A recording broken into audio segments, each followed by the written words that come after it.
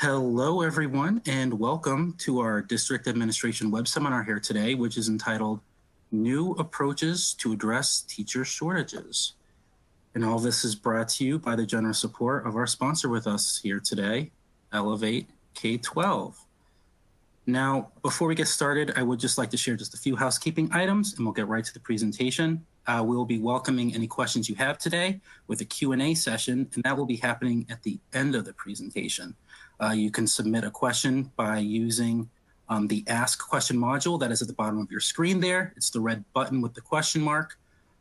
There will also be some audience polls throughout the presentation, and those polls, they will appear as regular slides like in a PowerPoint presentation. You can participate by clicking directly on the slide. There's some clickable and downloaded content that I'd like to direct your attention to. The related content module, or the blue icon with the paperclip, that includes a few assets related to today's topic. Just click to visit the URL or to safely download the assets immediately. There's also the option to book a meeting option, so you can reach out directly to Elevate K-12, and that's at the bottom of your screen as well. It's the blue icon with the calendar. And lastly, final thing, all of you will receive an email at some point later tomorrow from our team here at DA, and that email, it will include the on-demand video as well as the presentation slides. And now it is my pleasure to introduce our speakers that we have with us this afternoon. We have Dr. Kakila Obanner Robinson, who is former Associate Superintendent and Chief of Staff at Marlborough County School District in South Carolina. Kim Kays, who is Interim Vice President of Academic Products at Elevate K-12.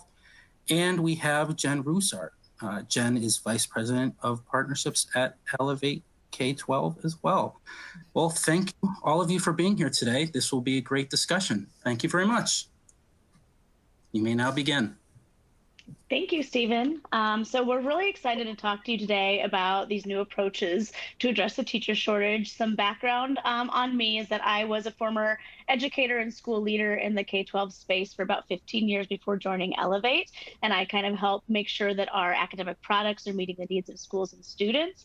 And so we know that it's a hard thing that you guys are dealing with right now. So we're really excited to present this to you. And we're really excited to welcome Dr. Robinson, who has been a really valuable partner and voice to us to give that perspective of on the ground and how we can make these solutions better fit schools and districts around the country. So today we'll talk a little bit about the teacher shortage crisis. Nothing is going to be news to you all because you're all dealing with it. We'll learn some alternative hiring options and talk through some of those. We'll talk about the life teaching solution and then implementation, and then have lots of time to answer any questions that you guys might have. So before we dive in, we have a quick poll for you all. Are you facing a teacher shortage in your school or district? This is a quick yes or no question. We'll give you a few seconds to answer.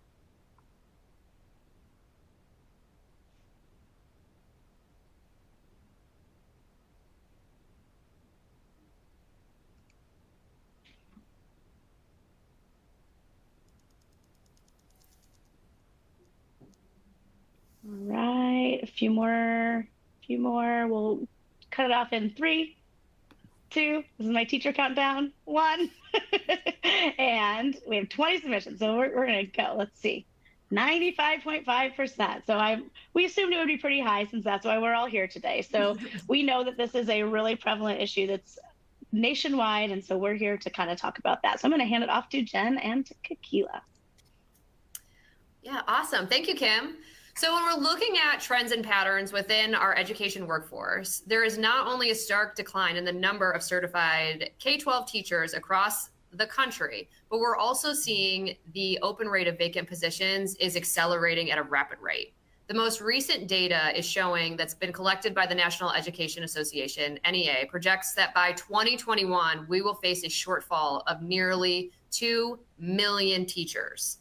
Additionally, colleges and universities are also reporting significant declines in enrollment, which also signals that this will be an ongoing problem that requires creativity, innovation, in order to ensure that our kids receive the quality education they deserve irrespective of the zip code that they live in. And so this is a big, very complicated process or problem with no clear definitive solutions. We're here to potentially show you an alternative. And so, as I'm sure many of you are aware, it's not just like, hey, we're kind of short on science teachers across the country. It is across almost every single subject, across every discipline from kindergarten through 12th grade. Additional NEA resources and studies demonstrate that the current teacher shortage is affecting special education, math, and science at a higher rate than many other subjects. And those are mission critical for the overall success of our kiddos.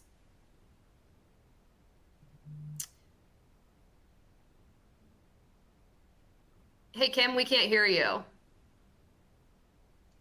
Yep, I have to unmute myself. Before we get into the solutions, we want to see what you guys are doing out there to solve this problem. We know there's lots of folks doing innovative, creative things, thinking outside the box. A few common ones are listed here. So we're going to kind of poll you to see where folks land out in this presentation, attendees, to see what you're doing already, so we can kind of chat through some of those options and alternatives to those options if they're not quite working. So here's another poll. Which one of these are you doing? You can select any that apply: non-certified teachers, emergency certs, J1 visas, offering asynchronous options, combining classrooms, or other. And if you do other, feel free to put in the chat what that other thing is as well.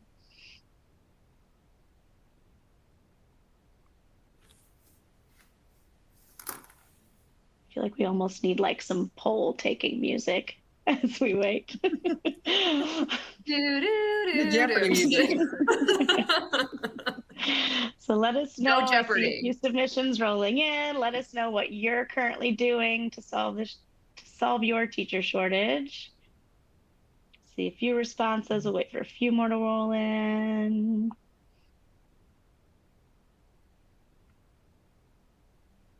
All right, we will close it in 3, 2, and 1. Okay, so it looks like non-certified teachers is one of the prevalent things. That's not a surprise to us. That's what we've been hearing in a lot of our conversations across the country as well. Emergency certification and J1 visas and combining classes. Those are definitely things that we're hearing for sure. Oh, I see some other things too, of like lots of social media and website advertising. So new ways to approach hiring teachers that schools have never had to do before. So that is definitely something that we're hearing as well. So let's chat about some alternatives. Yep. So in response to what you all shared is obviously, especially right now, schools and administrators are working tirelessly to solve this vacancy reality. So we've outlined some of the options here. And so what we'd like to do is kick it over to Kakila, Dr. Robinson, who has experimented with many of these things throughout her career and many of these different strategies. So can you share with us your point of view on each of these buckets and each of these strategies?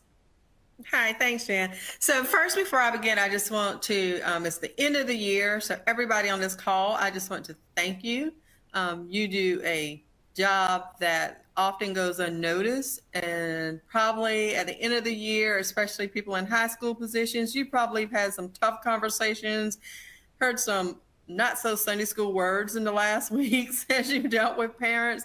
So I just want to thank you and let you know that your job does not go unnoticed, and that we understand those struggles that you go through daily just to make sure that a child receives a quality education. And I appreciate that.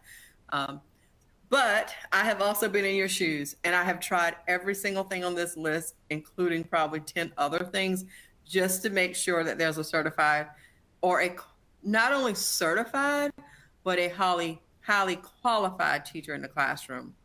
And I saw from the poll that you were doing the same thing. So just starting with non-certified teachers, and that was where a bulk of mine came from.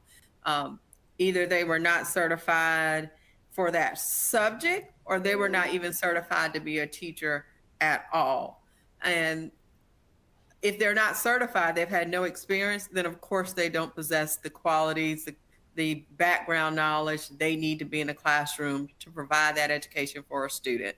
They also don't have the background of how to do classroom management, how to deal with parents, how to build relationships with their students. They're really just being sometimes a warm body. You will find some great success stories, but probably with every great success story, there's also some horror stories that go along with that. Emergency certified teachers, I've done that as well. One drawback from that, of course, is that there is that lack of experience. Another drawback from that is who's going to foot the bill for that? Most of the time, especially in the state of South Carolina, if you do emergency certification, if the teacher's going to remain, they have to add that certification. That's going to mean practice exams. That's going to mean additional work from the university level. And courses aren't cheap. It's like $600 a course at most of our universities. And they would most of the time need at least 3 courses plus the praxis to add that certification to their certificate. Combining classrooms, that was always the worst thing for an assistant principal to have to deal with. Class of 15 is now doubled to 30. You've got 2 subjects in the room, behavior problems, discipline problems, and the worst thing that you can ever start a conversation with a parent about when you discipline a child or something's happened is, well, they weren't supposed to be in that room anyway, but we had to put them in there. It's just a no-win for the district, the child, or the parent when you have to start a conversation off like that. J1 visa teachers, same thing. I have success stories, but I've also got a lot of stories where it just didn't work out for our district. Also, with our J1 visa teachers, there was a huge culture barrier that we had to get around a lot of times. There was a language barrier sometimes that we had to get across.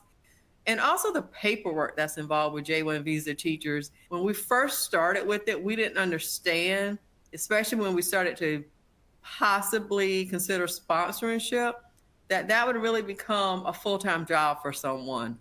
Getting attorneys involved, advertising the position. You have to keep up with how much your advertisement budget is for those teachers. Those were things we didn't know. And as HR, I'll focus on finding teachers, not sitting there doing administration for international teachers, but it became that in some cases.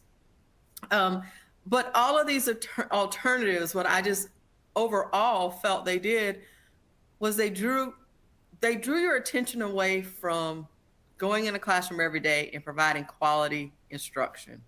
You were burnt out. You were taking on more than you were supposed to, and losing focus of day to day providing the best education for each student. So Dr. Robinson, what I'm also hearing is, in addition to the teacher shortage, we're also now starting to see a lot of principals and assistant principals also leaving the profession. So do you think all of this additional burden at the school level that's put in terms of managing some of these strategies could contribute, and what are your thoughts on that?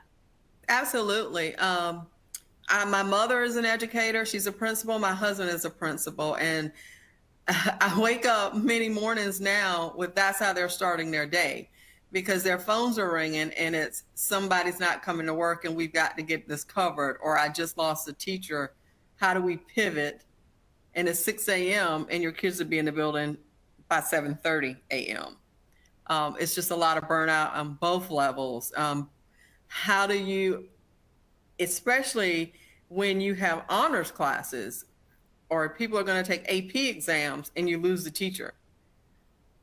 That gets board members involved when you have discussions like that. And sometimes it's from no fault, even with just burnout. People move. Teachers just leave. And in the middle of the year, it's hard to find a teacher. So I just spoke to a superintendent today. It's June, but if you haven't filled that vacancy now, with our schools going back to first week in August, it's very unlikely that you're going to find a qualified candidate.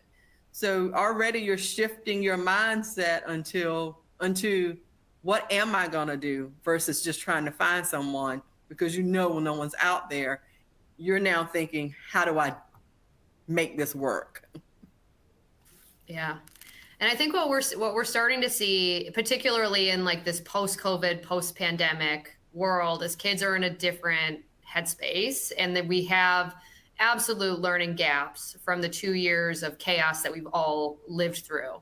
And so what we're seeing is the current solutions, these current Band-Aids that we're all using to address this one problem can provide that short-term relief, but then also has some long-term consequences. So what are some of the things that, you can point to, Dr. Robinson, that, as this has continued to progress, where are our students needing the most support? Relationships.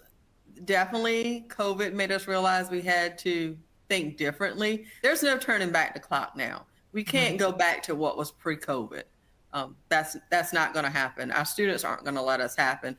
They were changing. I think education didn't want to change, but COVID is now making us change, the adults change. Our workforce is saying we need to do things a little bit different. There was a time when we would say, you cannot work from home. Well, COVID showed us, yes, you can do that. You can teach differently. You can do things a little bit differently now. Technology, I think you have to have that in your budget. You have to be forward thinking with your technology, your infrastructure in your district, because that is just part of education now. Years ago, that used to be a side item, something you would consider on the back burner. No longer. It's right in the forefront. How are you going to replenish your laptops? How are you going to increase your bandwidth in your building?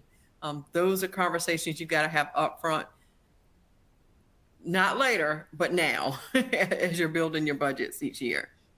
But also just because the kids are behind, COVID did create a gap. How do we continue to teach what we need to teach, but also make up that area? Because we can't go back 2 years, because then they'll never catch up. So we have to find a way to meet them where they're at, take them to where they're supposed to be, but also cover all of this in between at the same time.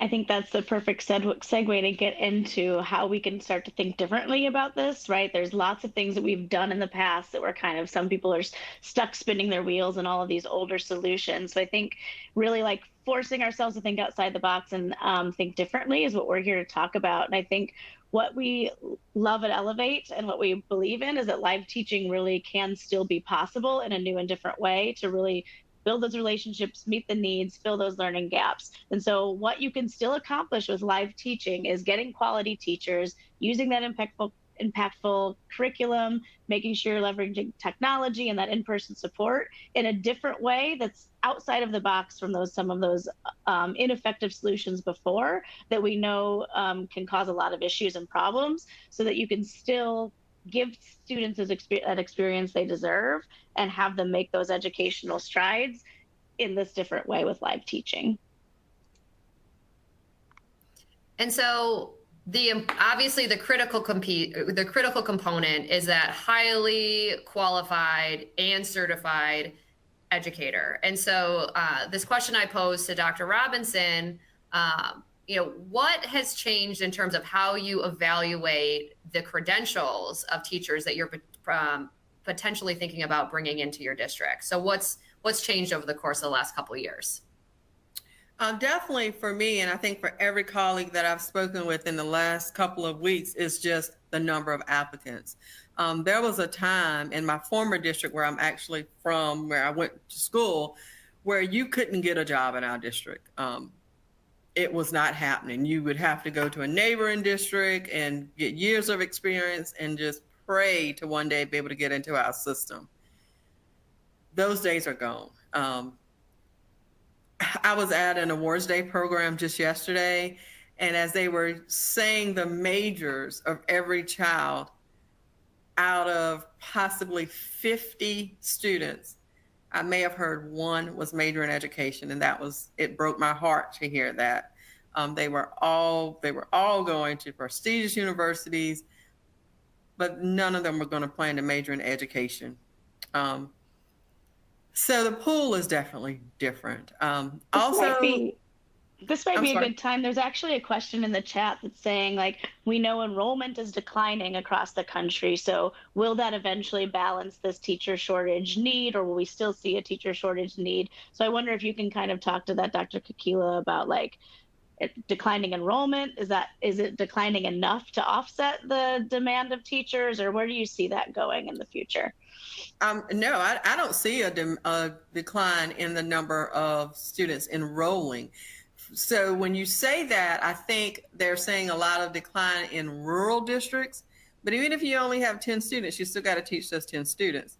But those students that moved are just going to another district. So then that district is going to experience a shortage in teachers. So I was saying the district that I'm originally from, they are seeing a decline.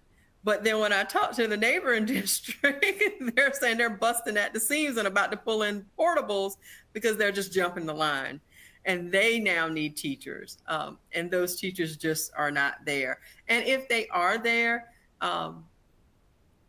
they're not bringing the same skill set that you would think a first year teacher would bring from the university. There's a lot of gaps. And we have to think, even with COVID, they lost time that they were preparing to go into education. They didn't get to go into school and do their practicum and spend time with children and spend time with a mentor. We did things differently for 2 to 3 years. And we now have to go back and undo some of those things. And when you're evaluating candidates, what are some of the key things that you look for when you're thinking about this is like what are the key things that actually get you excited about that teacher that's applying to your district versus what I'm hearing from so many partners is like, it'll do, or they're okay. Yeah. So often now I hate this term. I hate to even think that this is what we're doing, but they're like, if they have a warm body and they're breathing, they're going to hire them. And that's sad. That's sad. That's what I think is happening a lot of times is we got an applicant, we got to fill it. We got a warm body in the classroom. I remember before I had a principal, she would not hire an applicant until she actually had a chance to see them teach. She would either require them to come into her building to teach, or she would take the time and go into their classroom in whatever district to see them teach. Even if it was virtually, she was going to see them teach. Even she has had to come from that now because she's got to fill a position. What I want to see in an applicant is one, the love of teaching. Mm-hmm. We have lost the love of education, the love of teaching. I want to see that in an applicant. I want someone, even if they are not the best, and that's another thing I think we're going to get to later on of how Elevate can help, that you may not have it all, but I can help you get there. The willingness to grow is what I want to see in a teacher, that if you meet me here, I can take you there. Yeah. And so ultimately, right, also when we think about the ways that everybody's scrambling to address the gaps in the classroom, it is putting more pressure on the teachers and the staff that are high quality that you want to be able to retain, right? So Dr. Robinson talked about it earlier, class sizes were 15, now they're 30. That's twice, the amount of work. And so when you have twice the amount of workload, it's a recipe for burnout and exhaustion, which again starts this whole cycle all over again. So what are some of the ways, even from like a professional development perspective, or Dr. Robinson, what are some of the things that you did to support some of the teachers that you had under your purview? One thing that we were very big into PD, but also building time in our schedule for PD. The worst thing you can do is have a teacher teach her heart out all day long and then make her stay after school stay after school an hour or 2 hours for professional development. And then they have to go home and grade papers, do lesson plans, and get their own family together just to repeat it the next day. So we did put a lot of support into the day with professional learning communities built into their schedules. But even that is a lot. Teaching is hard. It is not a come to work, just sit down, no engagement. It is constant interaction. So it can wear someone out. So if you don't have that support, which a lot of teachers feel they don't have. There's silos, especially in high schools. They feel like they get a book and a set of keys and four walls, and they're just left to figure it out. And then testing, you try your hardest. That's the worst thing that can ever happen to a teacher is you give them children who are 2 or 3 years behind. They teach all year long. And then when test scores come out, you don't get the results that the public or some other stakeholder wants, but that child grew, but that's not the number that is shown because people only see the number. They don't hear the story behind it. So standardized tests sometimes just kills us in education because it doesn't tell the whole story. Oh, absolutely. And then one final question on this topic that I had for you, going back to something that you had mentioned earlier when we were talking about emergency certifications, where those teachers know, like they've got some level of subject matter expertise, but not necessarily in the course that they are teaching. What is the impact on some of the other teachers in that department that have more experience when, when that strategy is utilized at a school? It creates morale issues in the building itself. It's unfair scheduling. They feel you gave somebody, that's your favorite. Why did my schedule have to change? Sometimes you have to use a PE teacher to teach art. That's not a good situation sometimes in the end. No one likes change. But as an administrator, you have to make decisions just for the children. But at the end of the day, it hurts everyone because it pulls and drains so many people and putting them in positions that they're just not comfortable in. They have a skill set that they're familiar with their subject, but then you're asking them to teach and learn something that they're just not ready to do or have the time to do it. So then they lose that passion and they can't be great at what they're great at because they're trying to cover so much. Thank you so much. And then pillar 2, so an impactful curriculum. So many, all of you on this call have spent a ton of time trying to identify what are the right resources for your kids. And so obviously it's paramount to any educator. Dr. Robinson, what are some of the areas that where you've used curriculum or different curriculum resources to drive improved student outcomes? So every time I've been in a district, we focused a lot on curriculum, and it is labor intensive. First, it's dissecting it to make sure that it is appropriate, to make sure it aligns, and then also building common assessments that you use across different grades, different subjects, and of course throughout the district. But it takes time. It also takes time. It takes time, one, to develop it. It takes time to do the professional development to make sure that everybody understands it. Also then gathering the data to make sure or see what you have to do differently because maybe they're not getting it like you thought they were. So curriculum, the biggest issue I saw in some districts, especially with mine, I had rural districts, was having the capacity to just be able to build that curriculum. Or you would have to go to the outside and get it, train someone in district or bring someone from outside to train and then share it along in the district. Also in rural districts and now many other districts, you have a lot of change in leadership. So that curriculum often changes and teachers would love to say, what's the new program? Every year they get a new program.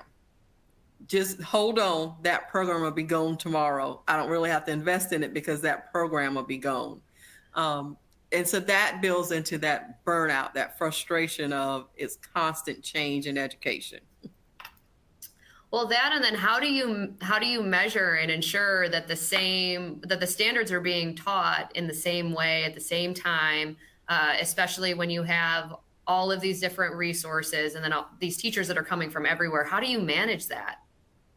So what you end up doing is you end up employing more people to manage that. So then you bring on instructional coaches, you bring on reading coaches, you bring in district level people to make sure that that's all being done. You're constantly hiring more personnel to do exactly what you just said, to make sure that what you just purchased is getting done. Yeah, And that every people day too. understand it. Yes. Yes, every day, every lesson. Yeah, so obviously, no easy feat either for anyone. Yes. And you're doing benchmarks, you're doing common assessments, you're meeting in PLCs to share the data to see if they're meeting the standards before the big test. Oh, absolutely. And we touched on this a little bit, but obviously finding a way to prioritize that integration of technology and different modalities of learning and different ways to keep students engaged in the curriculum and in the instruction is paramount, because kids today learn differently than we did. At very early ages, they're teaching themselves how to do things on YouTube. I can barely get YouTube to work on my TV. So we're dealing with a totally different type of learner than what we've been accustomed to. Particularly if we think about children that are in third grade now. During COVID, that was their first exposure to school, so they grew up learning behind a screen. And so when we're thinking about technology, Dr. Robinson, you talked about prioritization from a budget perspective. Can you talk a little bit more about how teachers and teaching can also leverage some of the tools available in technology? Yes. So I always say that kids will learn and adapt. When we hit COVID, it wasn't the kids who had to learn how to adapt and make it. It was my teachers and my administrators who had to accept we're going to have to use these devices. And they're going to have to come out the closet. We got to use it, and we got to make it work for the kids. And I think a band class that I just saw perform was a perfect example of, they learned how to start playing 2 years ago over the internet. And now they're winning awards 3 years later because it was possible. But it takes a different mind shift in administration and with the teacher to say, how do we use this device as a tool to do what we know how to do? All this laptop is a device. You still have to teach. And I think that's what Elevate does well. It allows a platform for sound instruction to still occur, but to be able to get it to zip codes who are struggling.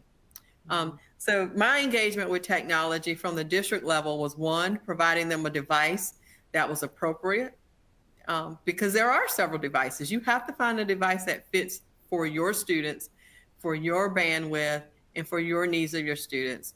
You have to make sure that you have a plan in place to how you're going to replace those devices. You have to have the support staff on staff that can troubleshoot, because you are going to have issues. Building that into it. Professional development for your teachers, making sure that they're comfortable so that they can focus on instruction, not on the device. Yeah, absolutely. And so the last pillar that we have is that in-classroom support. And so when we envisioned the Elevate platform many, many years ago in a pre-COVID world, right, I think we somewhat ended up limiting ourselves in terms of what that role could look like. So we typically would talk about it in a paraprofessional capacity. And what we've learned and what we've seen is so many of our partners through the years thinking more creatively about what this role could do from a professional development perspective, particularly with teachers that might have an emergency certification, right, where you can ensure that you've got that high quality instruction with that person taking a supporting role, but then learning how to manage the classroom and ensuring that the instruction, the content is landed. We've seen our partners leverage that role for the J1 visas that are coming across for that first semester, so they can just focus on that acclimation and let the instruction be delivered by a high quality instructor in a modality that allows that our teacher to be able to differentiate and meet the kids where they are. And so we're seeing this more as a professional development sort of a role, instead of just, hey, let's, as a babysitter. I've heard one of our partners refer to it as, I don't want asynchronous instruction, even when it's when you've got like live teaching. What I'm looking for is a synchronous experience. And that's really in tandem with the classroom coach and the instructor working together to ensure that those kids are learning, and that we're also meeting them where they are on their educational journey. So Dr. Robinson, how have you experienced, how the Elevate instructor and that in-person support are able to work together and collaborate to create an engaging classroom experience for our students? So I had a perfect example happen for me in Marlboro County School District, where the classroom coach and the Elevate teacher, they built a relationship to where you would not know that they were not talking and seeing each other every day. They spoke each other's language. He knew what her next word was going to be. You could tell that they were carefully planning together, that they were meshing. It reminded me of a kindergarten classroom where you have the parapro and the teacher, where you can't, when you walk in, you don't know who is who. That's the perfect world. And you mentioned something earlier about being very creative. In most districts, school boards will love to say, we want grow your own programs, grow your own initiatives, because they want teachers, they want people to come back to their neighborhoods. And sometimes that's hard. But I found that Elevate allowed you to do that. It allowed you to have a certified teacher, but as a classroom coach, have someone who's interested, possibly could become a certified teacher. But instead of having to focus on curriculum and classroom management and deciding if education was for them, they were able to just concentrate on classroom management, learning about the inner workings of a school day, and pick up from the teacher how to do the curriculum so that they could decide if that's something they wanted to actually do. And it could be for the first semester, if it was a teacher that was coming in late, or let's say an international teacher. Because one thing that you have to be careful with the international teacher is visas don't care when your first day of school is. They're going to get there when they get there. So your school may start August 1st, but the teacher may not show up until November. So you have to have a plan for that. But if you have that set up for the J1 teacher to go in, that allows them to create a relationship, because that is so important in the classroom. So if that J1 teacher has a chance to create a relationship with their students while they're getting instruction from the teacher from Elevate, second semester can go a lot smoother with those students. Yeah, it's interesting for us because we always feel like, oh, we can't build those relationships online, and you absolutely can. We have stories from one of our district partners in Georgia where we cover Spanish 1, and then they have an in-person Spanish teacher for Spanish 2 second semester. But when second semester hit, those kids would go back and say hi to our teacher that was doing Spanish 1 for that next group of kids. We've got stories of teachers meeting kids in person when they're traveling in the same area. And so it absolutely is possible to still create that relationship. And a lot of that is due to the involvement and the active role that the classroom coach plays in communicating what's happening at the school with our instructors so that they want to participate too. And so there's so much value that can be derived from having that close aligned relationship. And so we can move on to the next one. And so ultimately, there is no magic bullet. There is no one thing that anyone can do to ensure that you've got the right people in front of kids at the right time.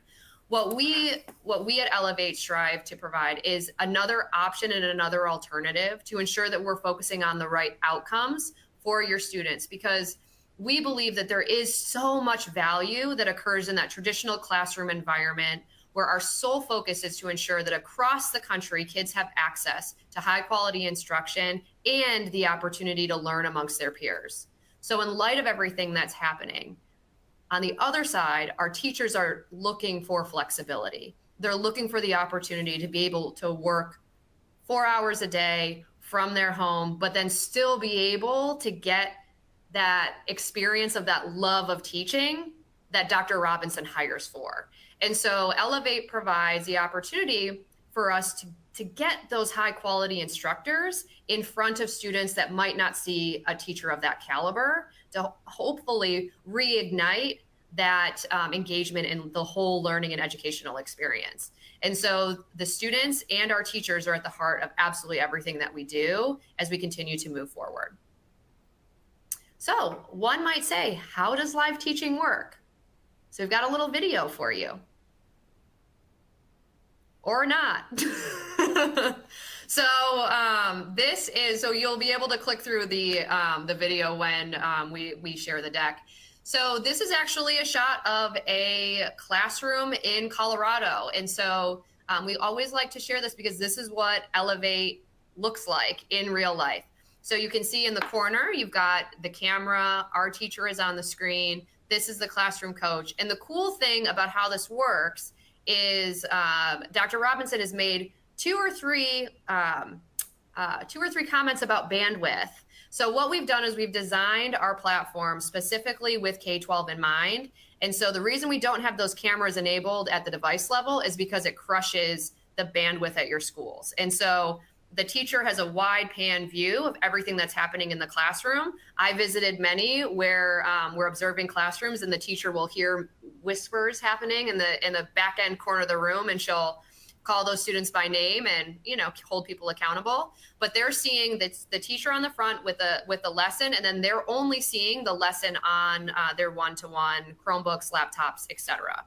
And so it's very much the way that a typical classroom would be designed, except for the teacher is delivering that instruction from a screen versus, you know, being in person with those kids.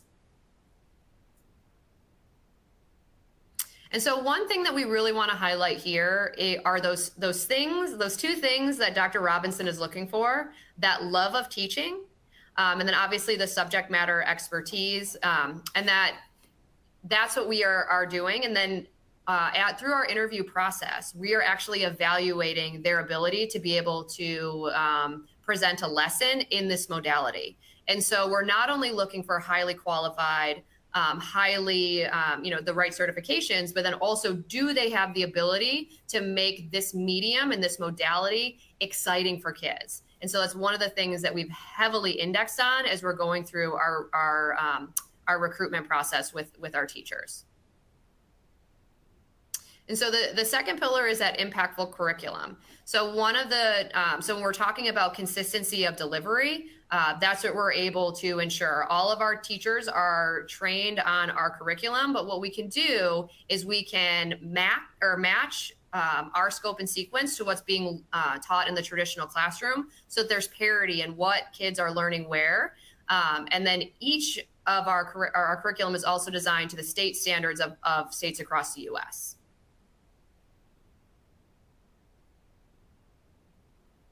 So on pillar 3, technology, everyone's favorite topic, mine included. So our platform is designed specifically for K-12. So it's our proprietary technology that really uses tools like social emotional polling, QZs, because we're super clever at Elevate, which are our formative assessments, which allow our instructor to be able to differentiate in real time and ultimately meet students where they are. And so the fourth piece, we spent a fair amount of time on this, but that in-classroom support. So that classroom coach is an plays an integral role in the performance of the students and how the overall classroom experience. And so we provide that classroom coach training. So when you're thinking about professional development opportunities for some of your newer teachers, or maybe some long-term subs that have an interest potentially in going into teaching, or where you've had to leverage some emergency certifications, we provide additional classroom management training to those individuals, so that hopefully this is a good training ground for that grow your own without providing additional things for your existing staff to have to do. And so one might say, like, hey, what does that mean? What happens if I partner with Elevate? And so overall, we've seen a 73% increase in benchmark assessments through students that utilize our platform. 88% of our students find Elevate classes engaging. And this is the one that I really want to highlight, is 95% of our students rate Elevate teachers as supportive and know that they care about them. And that's the piece that we want to highlight because that's the one question that we get all the time is how are they able to build relationships?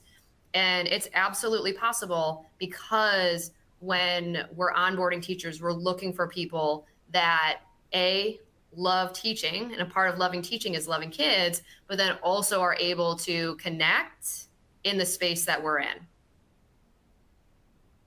And Jen, if I could just say one thing about your curriculum, when you said, how do you know you're successful? A lot of times districts may not have those benchmarks in place to where they're monitoring what's being done. Elevate has that, where you're going to monitor, are the children getting what you wanted them to know? And in a small district, such as the one I was in, all of our teachers didn't have access to that. Mm-hmm. But that platform that you provides that for them. And I will just share with everyone on this call, it's not an easy decision. You're not going to get everyone to agree to it. But when you see the numbers and the rigor that Elevate can bring to your curriculum, I think you'll see it in your test results because we saw it in ours. Our Elevate classroom had the highest EOC scores to where our principal had to say, I need to know what that teacher's doing that mine aren't. Yeah. So one question that we get quite a lot, so we wanted to spend a few minutes here is, hey, this all sounds great. How do I actually pay for this? So the way that our programs are developed is it's meant to be modular. So if you want, especially for like our rural partners that might, or districts where they have some schools that have really low enrollment, where you might not be able to offer that CTE class or those advanced math classes for a multitude of reasons, Elevate allows you to be able to pick and choose how you use us versus if you wanted to bring CTE to a rural district, you got to find someone that you're going to pay to do basically 1 to 2 sections of CTE. So we've really developed this so that you can kind of play around with what subject areas and how you leverage the Elevate modality throughout your district. And so as we move to the next one, Dr. Robinson, what are some of the vehicles that you use? Many of our partners will use FTE funds. What are some of the ways that you've seen or you have used yourself Elevate from a funding source perspective? So when I first heard about Elevate, I originally wanted to use Elevate to bring courses to our high school AP courses that we could not offer because we would only possibly have 1 or 2 students. So I couldn't justify and hold FTE on that. So I like, how am I going to pay for this? And at one of our middle schools, I wanted to offer sign language, other electives, Spanish, and I could not afford a FTE for that. So we were going to use Title I money to pay for those positions, just pull a small pocket of money out just to pay for that course. But then my positions weren't filled. And I started brainstorming and saying, well, maybe you could cover this for me, this vacancy for me. And so I had to go back to the drawing board. And I will be very upfront. I have had many discussions with our CFO, and we had to have some tough conversations. But we had to keep going back to, we've got to do things differently. You've got to find a solution, because at the end of the day, what's important is a qualified teacher being in front of the students. And what I would always ask my CFO is, if we don't pay for Elevate, are those kids going to come to school tomorrow? Mm-hmm. And the answer would be yes. Who's going to be in front of them?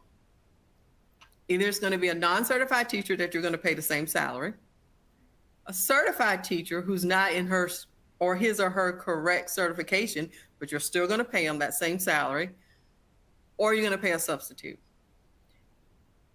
All that money, once we get in a room and we all think together, can be shifted most times and pull from different pockets, but you have to be willing to just say, this is our end goal. We're going to think of a way to do it differently, because either way, that child's going to show up to school and you're going to have to educate them. How are you going to educate them is the question. So we would pay, of course, we had ESSER funds, so that was, an easy fix, but those are sadly going away. But we pull from the general fund. We did pull from substitutes. You're going to have a substitute fund, which is sometimes not budgeted. But you're going to go over in that fund a lot of times, and somehow it gets paid. So why not be proactive and say, I'm going to have to pay for it? And it's just conversations you have to have with your CFO. Also, our state, now this is South Carolina, we already had our budget that we were going to have that teacher in the classroom. So we could adjust that FTE. Now, we didn't get reimbursed from the state fully for it all the time. But because it's a certified teacher, we could put them at our power school and get credit for it. So you just have to be creative. You have to go in the room with all parties at the table and say, either way, we're going to have to pay for this. Where can we pull every pocket to pay from it? But definitely look at your Title I funds, any grant funding you may have, local district level funds that may be reallocated. And we just pull from everywhere, because at the end of the day, our goal was to make sure a qualified teacher was in that position. Yeah. And even one thing to add too is, and we didn't talk about this earlier, surprisingly, but when we were thinking about meeting kids where they are, there are also obviously a bunch of our partners are using us for supplemental programming, either before school or after school as well. When otherwise, like, if you don't want to have your teachers stay, right, and add to that workload, it's a great way to potentially leverage Elevate to help to drive towards those improved student outcomes. And then obviously, again, have another way to be able to pay for that as well, including summer school, supplemental, et cetera. And so we'll go back really quickly to how to get started with Elevate. The first would be book a meeting after the start of this. And then we typically meet with your team. We understand where are some of the gaps, and then ultimately, what are some of the educational objectives and outcomes that you're looking for with your students, and then where strategically does it make sense to have Elevate support those goals and objectives. So we go through a discovery process and a scoping process to understand what those needs are, and then we also help you sell this to your board, right? Because you do have to talk to your board, you have to talk to parents, and so we help navigate some of those tricky conversations with you along the way. The timing of this is perfect, right? Because everyone is about to hit the panic button. 95.5% of you on this call joined because you're about to hit the panic button. And so from start to finish, the whole process from those initial conversations through implementation take about 4 to 6 weeks. And so, the timing is right based on when the first day of school is to start thinking differently, start acting differently. And so I want to thank Dr. Robinson for facilitating and joining us from the conversation today. And, just as a reminder, we have thousands upon thousands of students that are seeing outstanding results from using our platform. Thank you so much, you two. I think there's a couple questions in the chat that I think we can address in the next 7 minutes. So the first one is that hiring special ed teachers is a huge challenge right now. So what are the strategies for hiring and retaining those educators, and how can maybe this solution meet that need? Kim, you want to take this one? Yeah, I can take this one, actually.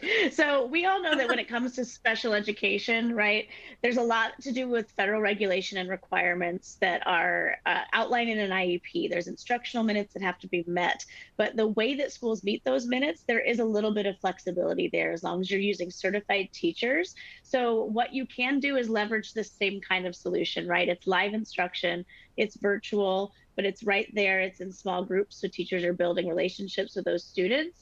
I would say that we've implemented lots of really successful special ed programs this year, where at first the administrators were a little bit apprehensive of like, oh, is this the right platform for these types of students? Are they going to learn best in this modality? And we've found the resounding answer is yes, everywhere from younger students to those older students in transitional programs. Like sometimes this more small group one-on-one virtual platform is their preferred way of learning, right? They're safe to interact in that way. They're building those relationships. They're still able to get the content. They can have the pacing that they need and want. And so this is also a way where you can get those special education minutes met and those teachers in the door in that similar kind of block system that Jen outlined, right? Of where you actually only need this many minutes of instruction per week, then we can find that certified teacher for you that will live stream in and solve that issue. And it's been really, really successful in this modality. So I would say we should definitely start to think outside the box in terms of how we're serving our diverse learners and special education students, because many of them can really leverage technology and utilize it effectively to impact their learning. Another question in the chat is, what strategies can be used in recruitment to get teachers to come? So maybe I'll spin this question of like going back to thinking about like, why are teachers burned out and why aren't they staying and how do we get them to come in? And just thinking about that flexibility that Elevate is able to provide.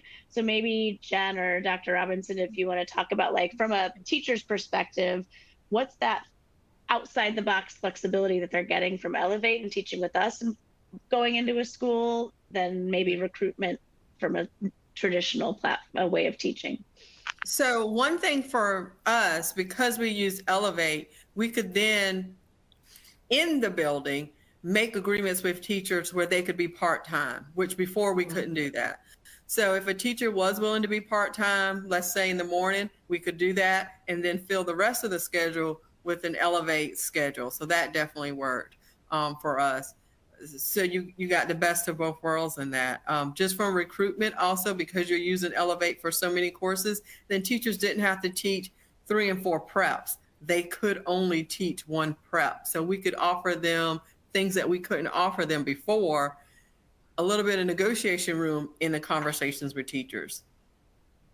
And then also, let's say the Grow Your Own, are you willing to be the classroom coach first semester to see if second semester you would like to teach? Yeah, and on that point too, we've also seen a couple of our partners where it was used as a tool to reduce teacher workload. So we had a rural district outside of Chicago that one science teacher was teaching 5 different subjects every single day. And so what we did is basically we would do a co-teaching model where that teacher would be the classroom coach, but then Elevate would provide the curriculum. Our Elevate teacher would do all of the grading. And so it can also be used as a way to reduce teacher workload, which again is another retention technique and a recruitment perspective, right? Like recruitment is one side, retention is the other.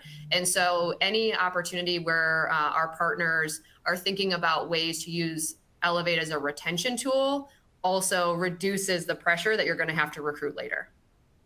Yep. And I just saw a really great question come in the chat. Does Elevate teaching work for elementary students too? And I can take this one as well. So as the academic product director, we just launched our 3rd through 5th grade for math and ELA and are building social studies and science for our semester 2 launch. And we were completely blown away and very happy with how 3rd through 5th grade students took to our platform. They were doing things we didn't even expect them to do, like putting things in split screen so they could multitask. And so just like maybe Kakila was saying earlier, like it's really the adults who have this apprehension of like, can kids learn this way? Can they do it? And so yes, absolutely. 3rd and 4th graders thrive in this platform. They love the way that you can interact with the teacher through the private chat and the class chat and raising their hands and all the digital tools they can click on and learn through. And so, yes, it works really well for elementary students. Right now, we have core content from grades 3 through 12 available, and we're building more elementary content in the next year or so to make that more available, because we know like the secondary ed teacher shortage and middle school teacher shortage was a huge issue, but now we're seeing that trickle down into elementary as well. More and more of those teachers are leaving the classroom too. So yeah, we love to work with elementary schools. We only have about 1 more minute, so I think that's actually a good segue to go quickly just through. These slides will be in the presentation for you to go through, but this is kind of the courses that are out there, how we can solve the problem for you and where you might see your shortages happening. So this first one's the high school courses. We'll just like breeze through them and then you can look through them at your leisure. Here's our middle school. And then here's our elementary with some of our coming soon for semester 2 ones as well. So I think we're at time. I think, Stephen, are you going to pop back in? Yep, back in here. Perfect. Great. Yeah. So even if there are any questions that weren't answered, no worries. We at DA, I'll be sharing them with Elevate K-12, so they can answer your questions after the webinar.